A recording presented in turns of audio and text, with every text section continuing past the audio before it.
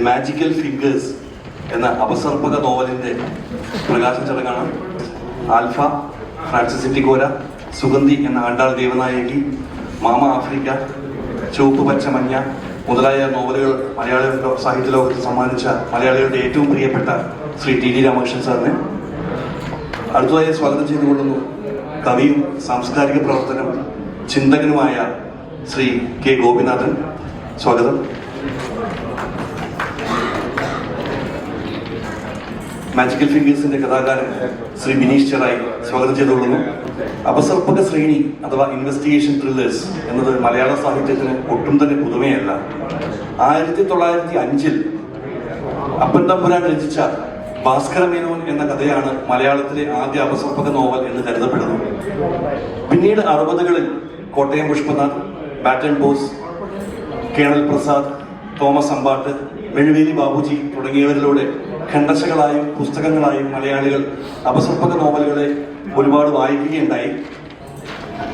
ആ പുസ്തകങ്ങൾ ഇപ്പോഴും പ്രചാരത്തിലുണ്ട് എന്നത് തന്നെയാണ് മലയാളികൾ എത്രമാത്രം കുറ്റാന്വേഷണത്തെയും അന്വേഷണ സാഹിത്യത്തെയും നെഞ്ചോട് ചേർത്ത് പിടിക്കുന്നു എന്നതിന് ഏറ്റവും ഉദാത്തമായ തെളിവുകൾ. കാലം പുരോഗമിക്കവേ പിന്നീട് ബെന്യാമിൻ, മഞ്ഞവെയിൽ മരണങ്ങൾ എഴുതിയ ബെന്യാമിൻ, നമ്മോടൊപ്പമുള്ള പ്രിയപ്പെട്ട ടി ഡി സാറുടെ ഫ്രാൻസിസ് ഇറ്റിക്കോര, ചുവപ്പ് മഞ്ഞ പച്ച മുതലായ പുസ്തകങ്ങളെല്ലാം പുതുകാല തലമുറയ്ക്ക് അന്വേഷണാത്മകമായ സാഹിത്യത്തെ പരിചയപ്പെടുത്തി. ജി ആർ ഇന്ദുഗോപൻ മുതലായവർ നൽകിയ സംഭാവന ഒട്ടും തന്നെ ചെറുതല്ല.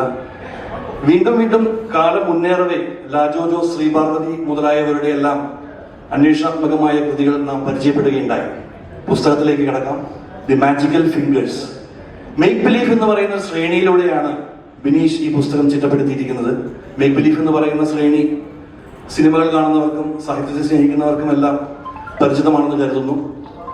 യഥാർത്ഥ പശ്ചാത്തലങ്ങളും യഥാർത്ഥ സ്ഥാപനങ്ങളും യഥാർത്ഥ സ്ഥാനം വഹിക്കുന്ന വ്യക്തിത്വങ്ങളുമെല്ലാം കഥയിൽ കൊണ്ടുവന്ന് അവയിലെല്ലാം തൻ്റെ ക്രിയാത്മകമായ ഇടപെടലുകൾ നടത്തി അവയെ അതിമനോഹരമായി സന്നിവേശിപ്പിച്ച് വിളക്കി ചേർത്ത് സൃഷ്ടിച്ച ഒരു പുസ്തകമാണ് മാജിക്കൽ ഫിംഗേഴ്സ്. ഈ പുസ്തകം സത്യം പറഞ്ഞു കഴിഞ്ഞാൽ ഇപ്പോഴും ഒരു വണ്ടർ തന്നെയാണ്.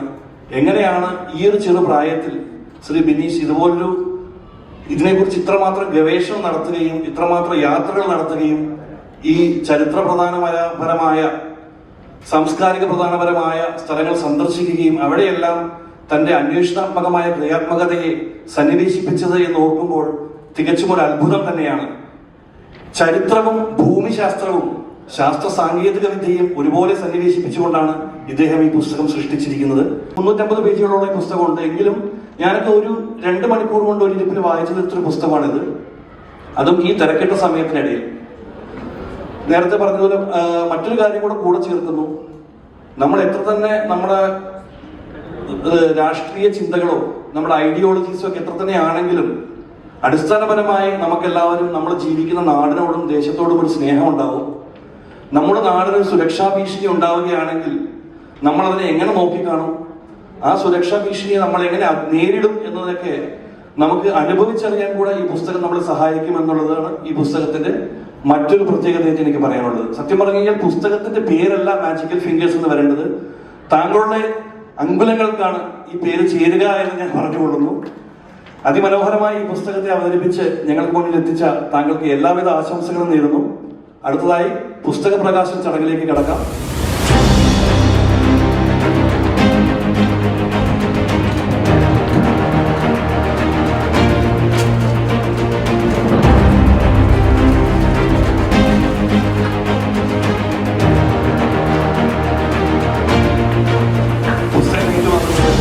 കവിയും സാംസ്കാരിക പ്രവർത്തനമൊക്കെയായ യുവയുടെ പ്രിയപ്പെട്ട ഗോപിയുടെ സന്തോഷമുണ്ട്. ഒരു ത്രില്ലർ പുസ്തകം പ്രകാശനം ചെയ്യാനായിട്ട് അവസരം കിട്ടിയതിലും അത് എന്നെ ഏൽപ്പിച്ചതിന് ആദ്യം നന്ദി പറയുന്നു.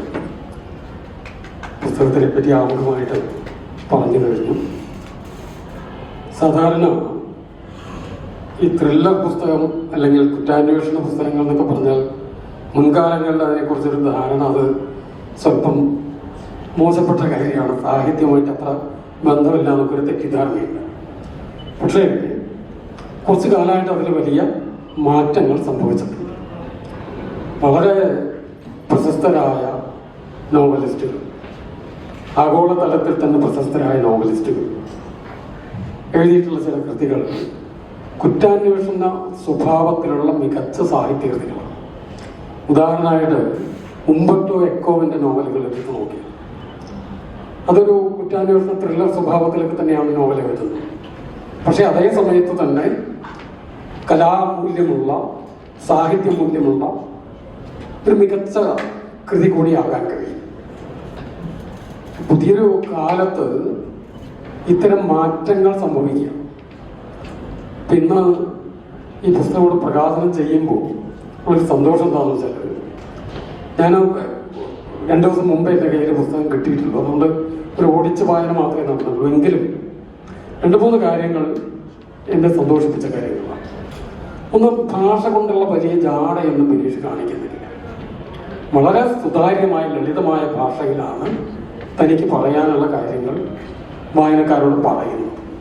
അത് വായിക്കുമ്പോൾ നമുക്ക് തോന്നുക നമ്മുടെ വളരെ അടുത്തൊരു സുഹൃത്ത്, നമ്മുടെ ഒരു കൂട്ടുകാരൻ നമ്മുടെ അടുത്തിരുന്ന് നമ്മളോട് ഒരു കഥ ഇങ്ങനെ പറയുന്ന പോലെയാണ്. സാഹിത്യത്തിൻ്റെതായ ഭാഷ കൊണ്ടുള്ള ഒരു കേളി പരിപാടിയൊന്നും അതിനകത്തില്ല. അത് വായനക്കാരെ സംബന്ധിച്ച് വളരെ നല്ലൊരു കാര്യമാണ്. നേരത്തെ പറഞ്ഞതുപോലെ പുസ്തകം കയ്യിലെടുത്താൽ തീരുന്നത് വരെ വലിയ ബുദ്ധിമുട്ടൊന്നുമില്ല, അത് വായിക്കും. പക്ഷെ അങ്ങനെ വായിക്കുമ്പോൾ ഒരു നേരം പോക്കലുള്ള വായന മാത്രമാണോ ഈ പുസ്തകം തരുന്നത്? അല്ല. നമ്മൾക്ക് പരിചിതമെന്ന് തോന്നുന്ന, എന്നാൽ നമ്മൾക്ക് അത്ര പരിചിതമല്ലാത്ത, രാജ്യസുരക്ഷയുമായി ബന്ധപ്പെടുന്ന, മറ്റു തരത്തിലുള്ള കാര്യങ്ങളുമായിട്ട് ബന്ധപ്പെടുന്ന, പല ദേശങ്ങളുമായിട്ട് ബന്ധപ്പെടുന്ന നിരവധി കാര്യങ്ങൾ ഈ പുസ്തകത്തിൽ നിന്ന് നമുക്ക് കിട്ടും. പുതിയൊരു കാലം എങ്ങനെയാണ് ഒരു ഇന്റർനാഷണൽ പൊളിറ്റിക്സിൽ ഉണ്ടാക്കുന്ന സങ്കീർണതകളും സംഘർഷങ്ങളും എന്ന് നമുക്ക് മനസ്സിലാക്കാൻ കഴിയും. അപ്പൊ നമ്മൾ പലപ്പോഴും പത്രവാർത്തകളിൽ കൂടിയോ ഒക്കെ വായിക്കുന്ന ചെറിയ കാര്യങ്ങളൊക്കെ തന്നെയായിരിക്കും. അപ്പൊ അതിനെ തൻ്റെ ഭാവന കൊണ്ട് പൊലിപ്പിച്ചെടുത്ത് ഒരു ഗംഭീര നോവലാക്കി മാറ്റുക എന്നത് അത്ര എളുപ്പമുള്ള ഒരു കാര്യമല്ല. ഇതേ പണി ചെയ്യുന്ന ഒരാളായതുകൊണ്ട് എനിക്ക് മനസ്സിലാക്കാൻ കഴിയും അത്ര എളുപ്പമല്ല നോവൽ ചെയ്യാൻ. നോവൽ വായിക്കുന്നത് പോലെയല്ല നോവൽ എഴുതുന്നത്. ഞാനൊക്കെ ഓരോ നോവലും 5 വർഷമൊക്കെ എടുത്തിട്ട് എഴുതുന്നതാണ്. 5 വർഷം പോരാ ഫലം. എൻ്റെ മിക്കവാറും പുസ്തകങ്ങൾക്കിടയ്ക്ക് 4-5 വർഷത്തെ ഗ്യാപ്പ് ഉണ്ടാവും. തീർച്ചയായിട്ടും ബിനീഷ് ഒരുപാട് തയ്യാറെടുപ്പുകൾ നടത്തിയിട്ട് തന്നെ ആയിരിക്കും ഇങ്ങനെ ഒരു പുസ്തകം എഴുതിയിട്ടുള്ളത് എന്ന കാര്യത്തിൽ എനിക്ക് ഒരു സംശയമില്ല. പലപ്പോഴും ആളുകൾ ധരിക്കുന്നത് ഈ റിസർച്ച് എന്ന് പറഞ്ഞാൽ ഇതിനു വേണ്ടി എന്തൊരു ഗവേഷണം നടത്തുക നോക്കിയാൽ അങ്ങനെയല്ല സംഭവിക്കുന്നത്. നമ്മൾ കഥയുടെ ഒരു ഒരു സ്ട്രക്ചറാണ് മനസ്സിലേക്ക് ആദ്യം വരുന്നത്. എന്താണ് നമ്മൾ പറയാൻ ഉദ്ദേശിക്കുന്ന കഥ, പിന്നെയാണ് ആ കഥയ്ക്ക് വേണ്ട മറ്റു കാര്യങ്ങളിലേക്ക് അന്വേഷിച്ച് പോകുന്നത്. എന്നെ സംബന്ധിച്ചിടത്തോളം അതൊക്കെ പലപ്പോഴും നമ്മൾ നമ്മുടെ മുൻ ജീവിതത്തിൽ പല കാലങ്ങളിൽ നമ്മളിലേക്ക് എത്തിയ കാര്യമായിരിക്കും. ബിനീഷും അങ്ങനെയൊക്കെ തന്നെ ആയിരിക്കണം. ഒരു സബ്ജക്റ്റ് തീരുമാനിച്ച് അതിനു വേണ്ടിയിട്ട് അന്വേഷിച്ച് പോവുകയല്ല, അതിനു മുമ്പേ തന്നെ നമ്മളിലേക്ക് എത്തിയ കാര്യങ്ങളിൽ നിന്ന് നമ്മൾ പറയാൻ ആഗ്രഹിക്കുന്ന കഥയെ ഏറ്റവും മികച്ചതാക്കാൻ അനുയോജ്യമായ കാര്യങ്ങൾ ഉപയോഗിക്കുക. പിന്നെ മേക്ക് ബിലീഫിനെ പറ്റി നേരത്തെ പറഞ്ഞു കഴിഞ്ഞു. അതും അത്ര എളുപ്പമുള്ളൊരു കാര്യമല്ല. അതിലേക്ക് എത്തുമ്പോഴാണ് അത് നമ്മുടെ മുമ്പിലേക്ക് വയ്ക്കുന്ന വലിയൊരു ചലഞ്ച് മനസ്സിലാക്കാൻ കഴിയും. ഒന്നാമതായിട്ട് നമുക്ക് ചുറ്റുമുള്ള ലോകത്തെ കൃത്യമായിട്ട് നമുക്ക് പിന്തുടരാൻ കഴിയണം. ജോഗ്രഫിക്കലായി, പൊളിറ്റിക്കലായി, സോഷ്യലായി എല്ലാ മേഖലകളിലുള്ള കാര്യങ്ങൾ അറിയാനുള്ളൊരു താല്പര്യത്തിൽ നിന്നാണ് അത്തരം കഥയിലേക്ക് പോകാൻ കഴിയും. ഒരു ജോഗ്രഫിക്കൽ സയൻസ് ഈ നോവലിൽ വളരെ പ്രധാനപ്പെട്ടൊരു കാര്യമാണ്. അത് എന്നെ അത്ഭുതപ്പെടുത്തി, എനിക്ക് വളരെ ഇഷ്ടം തോന്നിയൊരു കാര്യമാണ്. എന്താ വെച്ചാൽ ഞാനും ഏകദേശം അത്തരത്തിലുള്ള ഒരു രീതി അന്വേഷണങ്ങളൊക്കെ സ്വീകരിക്കുന്ന ആളാണ്. ചില സ്ഥലങ്ങൾ അല്ലെങ്കിൽ ചില ഇടങ്ങളെ പറ്റി പറയുമ്പോൾ അതിൻ്റെ ഒരു സൂക്ഷ്മതയും കൃത്യതയും ഒക്കെ കഥയെ വിശ്വസനീയമാക്കുന്നതിൽ, കഥ വായനക്കാരനെ സംബന്ധിച്ചിടത്തോളം ഒരു അനുഭവമാക്കി മാറ്റുന്നതിലൊക്കെ പ്രധാനപ്പെട്ട കാര്യമാണ്. എഴുത്തുകാരൻ ചെയ്യുന്ന തന്ത്രങ്ങൾ ഏറ്റവും പ്രധാനമായിട്ട് താൻ പറയുന്ന കഥ വായനക്കാരെ വിശ്വസിപ്പിക്കാനുള്ള ശ്രമമാണ്. ഈ നോവൽ എടുത്ത് വായിക്കുമ്പോൾ മാന്ത്രിക വിരലുകൾ എന്ന് വേണമെങ്കിൽ നിങ്ങൾക്ക് മലയാളത്തിലേക്ക് പരിഭാഷപ്പെടുത്താവുന്ന കാര്യമാണ്. അങ്ങനെ പരിഭാഷപ്പെടുത്തുന്ന കാര്യമൊന്നുമില്ല. ഇപ്പോൾ മലയാളവും ഇംഗ്ലീഷും ഒക്കെ ചേർന്ന ഒരു ഭാഷ തന്നെയാണ് നമ്മുടെ ഭാഷ. പക്ഷേ എനിക്ക് മാന്ത്രിക വിരലുകൾ എന്നുള്ള വാക്ക് പറയുന്നത് രസമായിട്ട് തോന്നിയത് കൊണ്ട് ഞാൻ പറഞ്ഞതേ ഉള്ളൂ.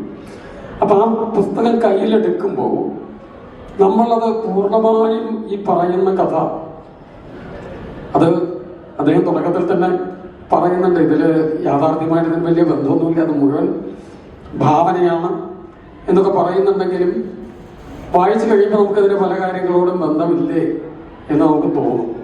കുറച്ച് കഴിയുമ്പോൾ നമ്മളത് പൂർണ്ണമായിട്ടങ്ങ് ഒരു 10, 40, 50 പേജൊക്കെ എത്തിക്കഴിഞ്ഞാൽ നിങ്ങൾ വിശ്വസിക്കാൻ തുടങ്ങും. വിശ്വസിച്ച് കഴിഞ്ഞാൽ പിന്നെ നിങ്ങൾക്കതിൽ നിന്നൊരു മോചനമില്ലാതെ മുന്നോട്ട് കൊണ്ടുപോകാൻ ഈ എഴുത്തുകാരന് കഴിയുന്നു എന്നതാണ് ആ നോവലിൻ്റെ ഏറ്റവും വലിയൊരു സവിശേഷത. എത്ര അഭിനന്ദിച്ചാലും അധികമാകില്ല. കഥ പറയാനുള്ള, കഥ പറച്ചിലുള്ള ഒരു കഴിവാണ് എഴുത്തുകാരനെ മികച്ച എഴുത്തുകാരനാക്കും. അതുപോലെ നേരത്തെ സൂചിപ്പിച്ചൊരു കാര്യം കൂടെ ഞാൻ ആവർത്തിക്കുകയാണ്. ഇദ്ദേഹം ഈ നോവൽ എഴുതുമ്പോൾ എനിക്ക് വായിച്ചപ്പോൾ തോന്നിയ ഒരു കാര്യമാണ്, ഈ കഥ കാണുകയാണ് മനസ്സിൽ, കണ്ടുകൊണ്ടാണ്, വിഷ്വലായിട്ടാണ് അദ്ദേഹം കൺസീവ് ചെയ്യുന്നത്, ഭാഷാപരമായിട്ടല്ല. കണ്ടു കാണണം ഇതിലോരോ കാര്യങ്ങൾ, മനസ്സിൽ കണ്ട് അതിൽ നിന്ന് എഴുതിയ കാര്യങ്ങൾ. അപ്പം അതിൻ്റെ ഒരു ഭംഗിയുണ്ട്. അപ്പം നിങ്ങൾക്ക് അത് വായിക്കുമ്പോൾ ഈ സ്ഥലങ്ങളൊക്കെ, ഈ സംഭവങ്ങളൊക്കെ, ഈ വ്യക്തികളൊക്കെ വളരെ അടുത്ത് പരിചയമുള്ളതുപോലെ കാണാനും അനുഭവിക്കാനും കഴിയും. അത് എഴുത്തിലെ ഒരു എന്താണ് ഏറെ അഭിനന്ദിക്കേണ്ട ഒരു കഴിവ് തന്നെയാണ്.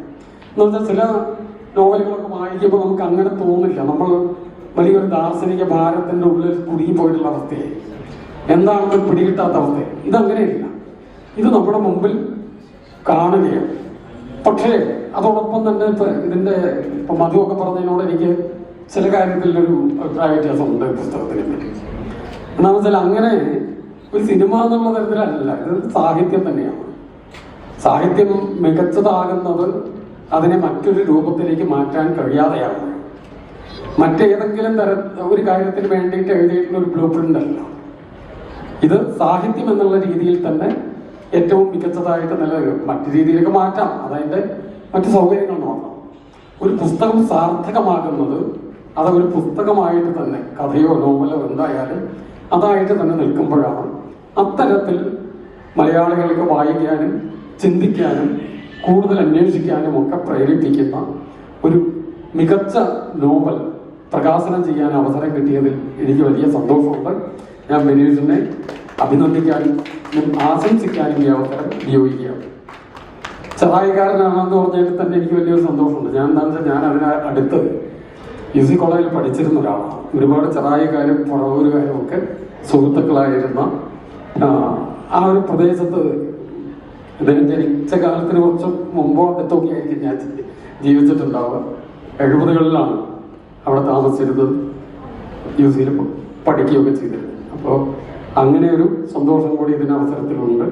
കൂടുതൽ എഴുതാൻ കഴിയട്ടെ, കൂടുതൽ മികച്ച കൃതികൾ മലയാളി വായനക്കാർക്ക് നൽകാൻ അദ്ദേഹത്തിന് കഴിയട്ടെ എന്ന് ആശംസിക്കുന്നു. പുതിയ വിഷയങ്ങൾ, പുതിയ എഴുതങ്ങൾ, പുതിയ അന്വേഷണങ്ങൾ ഒക്കെ നടത്തിക്കൊണ്ട് മുന്നോട്ട് പോകാം. യാത്ര ഇദ്ദേഹത്തിന് വലിയ തോതിൽ സഹായിച്ചിട്ടുണ്ടെന്ന് എനിക്കത് വായിച്ചപ്പോൾ മനസ്സിലായി. എന്നെയും യാത്ര ഒരുപാട് സഹായിച്ചിട്ടുണ്ട്. ഞാൻ തൊഴിലിൻ്റെ ഭാഗമായിട്ട് ചെയ്ത യാത്രകളാണ്. ഈ പുസ്തകം എഴുതാൻ അദ്ദേഹത്തെ സഹായിച്ചത് യാത്രകൾ തന്നെയായിരിക്കും എന്നാണ് വിശ്വസിക്കുന്നത്. കൂടുതൽ യാത്ര ചെയ്യുക, കൂടുതൽ പുസ്തകങ്ങൾ എഴുതുക, മലയാള ഭാഷയും മലയാള വായനക്കാരെയും ധന്യരാക്കുക എന്ന് അപേക്ഷിച്ചുകൊണ്ട് എൻ്റെ വാക്കുകൾ അവസാനിപ്പിക്കുന്നു. ഒരിക്കൽ കൂടി വിനീഷിന്റെ എല്ലാവിധ ആശംസകളും നേരുന്നു. ഒരു എഴുത്തുകാരന്റെ വിരലുകൾ മാജിക്കുകൾ സൃഷ്ടിക്കുന്നത്, ആ എഴുത്തുകാരൻ ഒരു മജീഷ്യൻ കൂടിയായാൽ നിമിഷ നേരം കൊണ്ട് നമ്മൾ വായിച്ചു തീർക്കുന്നതിന് മുമ്പ്, ഒരു വാക്കിൽ നിന്ന് മറ്റൊരു വാക്കിലേക്ക് നമ്മുടെ മനസ്സിനെ, വായനയെ മാറ്റുന്നതിന് മുമ്പ് വേറൊരു ദൃശ്യം, വേറൊരു ആകാംക്ഷ നമ്മളിൽ ജനിപ്പിക്കുന്നു എന്നുള്ളതാണ് ഈ പുസ്തകത്തിന്റെ പ്രത്യേകത. അദ്ദേഹം എനിക്ക് തോന്നുന്നത് TDR പറഞ്ഞതുപോലെ ഒരു സഞ്ചാരിയാണ്. സർവോപരി സഞ്ചാരത്തിനിടയിൽ സ്വയം ഒരു ഫോട്ടോഗ്രാഫറായിട്ട് മാറുന്നുണ്ട്. ദൃശ്യങ്ങളുണ്ട്, വായനയുണ്ട്, ഓരോ കാര്യങ്ങളെക്കുറിച്ചും വളരെ അപ്ഡേറ്റഡ് ആണ്. ഇതെല്ലാം ഒരു പ്രത്യേക രീതിയിൽ ഈ പുസ്തകത്തിൽ വിന്യസിച്ചിരിക്കുന്നു എന്നുള്ളതാണ് ഇതിന്റെ ഗുണം. വളരെ മനോഹരമായിട്ട് വായിച്ചു തീർക്കാവുന്ന, ഒരുപാട് വായനകൾ ആവശ്യപ്പെടുന്ന ഒരു കുറ്റാന്വേഷണ നോവലാണ്. കാരണം മലയാളത്തില് ഒരുപാട് സമാന സ്വഭാവമുള്ള നോവലുകൾ അല്ലെങ്കിൽ കുറ്റാന്വേഷണ പരിസരമുള്ള നോവലുകൾ ഒക്കെ ഉണ്ടായിട്ടുണ്ട്. അതിന്റെയൊക്കെ മുകളിൽ ഒരു പക്ഷേ നിന്നേക്കാവുന്ന, വായനയുടെ സമൃദ്ധി കൊണ്ട് സമ്പന്നമായേക്കാവുന്ന ഒരു പുസ്തകമായിട്ട് ഇത് മാറും എന്നതിന് യാതൊരു സംശയവുമില്ല. അത് അങ്ങനെയായി ഭവിക്കട്ടെ എന്ന് ആശിക്കുന്നു, ആശംസിക്കുന്നു. നന്ദി, നമസ്കാരം. ഇവിടെ എത്തിച്ചേർന്ന എല്ലാവർക്കും എൻ്റെ അഭിവാദ്യങ്ങൾ. ഞാൻ എന്തെങ്കിലുമൊക്കെ പറയണമെന്ന് വിചാരിച്ചു വന്ന കാര്യങ്ങളാണ് ഇവിടെ എല്ലാവരും പറഞ്ഞത്. സത്യത്തില് ലോകത്തിലെ എത്രയോ പ്രതിഭകൾ അവരുടെ പുസ്തകം പ്രകാശനം ചെയ്ത് ഈ വേദിയിൽ ഇത്തരം ഒരു പുസ്തകമായിട്ട് വരുന്ന എല്ലാ ഒരു അപകർഷതാബോധം എനിക്ക് ഉണ്ട്, അല്ലെങ്കിൽ അതിൻ്റെ ഒരു എല്ലാ ആകുലതകളും എനിക്കുണ്ട്. അതുകൊണ്ട് തന്നെ ആ ഒരു സംഘർഷത്തിലാണ് ഞാൻ നിൽക്കുന്നത്. നമ്മളുടെ ഈ എക്സ്പോ സെന്ററിലേക്ക് വരുമ്പോൾ ഇവിടുത്തെ എല്ലാ ചുവരുകളിലും നമ്മളിങ്ങനെ എഴുതിയിട്ടുണ്ട് between you and A book. എനിക്കിപ്പോൾ തോന്നുന്നത് ഇപ്പോൾ ഈ നിമിഷം ഇവിടെ നമ്മളുടെ പുസ്തകമാണ് ദ മാജിക്കൽ ഫിംഗേഴ്സ്. ഈ പുസ്തകം നേരത്തെ സാർ പറഞ്ഞ പോലെ ഒരു മേക്ക് ബിലീവ് എന്ന് പറയുന്ന ഒരു ശ്രേണിയിലാണ് എഴുതാനായിട്ട് ഞാൻ ശ്രമിച്ചിട്ടുള്ളത്. അപ്പൊ അത് എഴുതുന്ന സമയത്ത്, ഇത് എഴുതിയത് ഏകദേശം കൊറോണ സമയത്ത് ഒരു 1.5 വർഷത്തോളം എടുത്തിട്ടാണ് ഈ പുസ്തകം എഴുതുന്നതിന് വേണ്ടിയിട്ട്. ചില ഡാറ്റകൾ അല്ലെങ്കിൽ കുറെ സാങ്കേതിക വിഷയങ്ങൾ നമുക്ക് അന്വേഷിച്ച് കണ്ടുപിടിക്കേണ്ടതായിട്ടുണ്ടായിരുന്നു. ആ സമയത്ത് ഇപ്പൊ ഉള്ള പോലെയുള്ള ChatGPT പോലെയുള്ള ആർട്ടിഫിഷ്യൽ സംഭവങ്ങളൊന്നും ഇല്ലാതിരുന്നത് കൊണ്ട് ഒരുപാട് ബുദ്ധിമുട്ടി, ഒരുപാട് വീഡിയോ ക്ലിപ്പിംഗ്സ് എല്ലാം കണ്ടിട്ടാണ് നമ്മൾ ഈ പുസ്തകം പോകുന്നത്.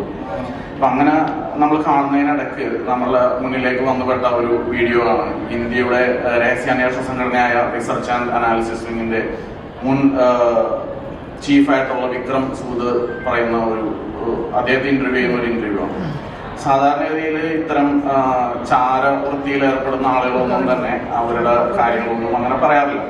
അപ്പൊ എനിക്ക് ആ ഒരു സംഭാഷണത്തിൽ നിന്ന് എനിക്ക് ക്യാച്ച് ചെയ്ത ഒരു വിഷയം എന്താണെന്ന് വെച്ച് കഴിഞ്ഞാൽ, ഒരു വാചകം എന്ന് പറഞ്ഞാൽ അദ്ദേഹം പറഞ്ഞു വെക്കുന്നത് ഒരു സ്പൈയുടെ അല്ലെങ്കിൽ ഒരു ചാരന്റെ പരാജയങ്ങളാണ് അദ്ദേഹത്തിനെ പ്രശസ്തനാക്കുന്നത് എന്നാണ്. അതായത് വിജയിച്ച ഒരു ചാരന്റെയോ അല്ലെങ്കിൽ ഒരു സ്പൈയുടെയോ ഒരു കഥയും നമ്മൾ ആരും അറിയുന്നില്ല. അപ്പോൾ നമ്മൾ അറിഞ്ഞ കഥകൾ എല്ലാവരും പരാജയപ്പെട്ട ഓപ്പറേഷനുകളെയോ അല്ലെങ്കിൽ പരാജയപ്പെട്ട സംഭവങ്ങളെയോ അറിയാം. ഞാൻ ഈ ദ മാജിക്കൽ ഫിംഗേഴ്സ് എന്ന് പറയുന്ന ഒരു കഥയുമായിട്ട് മുന്നോട്ട് പോകുമ്പോൾ എനിക്ക് പറയേണ്ടത് ഒരു വിജയിച്ച കഥയുടെ കാര്യങ്ങളാണ്. അതുപോലെ ഒരുപക്ഷെ വായനക്കാര് കേൾക്കാൻ ഉദ്ദേശിക്കുന്നത്, സാറ് പറഞ്ഞത് ഒരു വായനയുടെ രീതിയിലല്ല ഞാൻ ഈ പുസ്തകം ചിട്ടപ്പെടുത്തിയിരിക്കുന്നത്. കേൾക്കാൻ ഉദ്ദേശിക്കുന്നത് അല്ലെങ്കിൽ അവർക്കൊരു വിഷ്വലൈസ് ചെയ്യാൻ പറ്റുന്നതും വിജയിച്ച ഒരു കഥയെ പറ്റിയിട്ടാണ്. അങ്ങനെ വരുമ്പോൾ നമുക്ക് മുൻപിൽ ഒരു ധാരണകളില്ല, അല്ലെങ്കിൽ മുൻപിൽ നമുക്ക് ഡാറ്റകൾ അവൈലബിൾ അല്ല പറയാനായിട്ടുള്ളത്. അതുകൊണ്ട് കൂടുതലും ഭാവനയാണ് നമ്മൾ അത്തരം കഥ പറയാനായിട്ട് ഉപയോഗിച്ചിരിക്കുന്നത്. എന്തായാലും കഥയെ പറ്റി ഞാൻ കൂടുതലൊന്നും പറയുന്നില്ല. എല്ലാവരും പുസ്തകം വാങ്ങി വായിക്കുക, സ്റ്റോറിൽ അവൈലബിൾ ആണ്. അതേപോലെ തന്നെ ഈ പുസ്തകം ഏകദേശം 1.5 വർഷം അടുത്ത് ഞാൻ എഴുതിക്കൊണ്ടിരിക്കുമ്പോൾ അതിന്റെ എല്ലാ തുടക്കം മുതൽ അവസാനം വരെയുള്ള എല്ലാ ഘട്ടത്തിലും എൻ്റെ ഒപ്പം എൻ്റെ കൂടെ നടന്ന എല്ലാ സൗഹൃദങ്ങൾക്കും ഞാൻ ഇവിടെ നന്ദി പറയുകയാണ്. ഒപ്പം ശ്രീ TD സാറ് അദ്ദേഹത്തിന്റെ ഒരു വളരെ ആസ്വദിച്ച് അല്ലെങ്കിൽ വളരെ ആകാംക്ഷയോടുകൂടി വായിച്ചിട്ടാണ് ഞാൻ അദ്ദേഹത്തിന്റെ പുസ്തകങ്ങൾ. ഇവിടെ എൻ്റെ കൂടെ വന്നിരിക്കുന്ന എല്ലാവരും തന്നെ അദ്ദേഹത്തിന്റെ പുസ്തകങ്ങളുടെ ആരാധകരാണ്.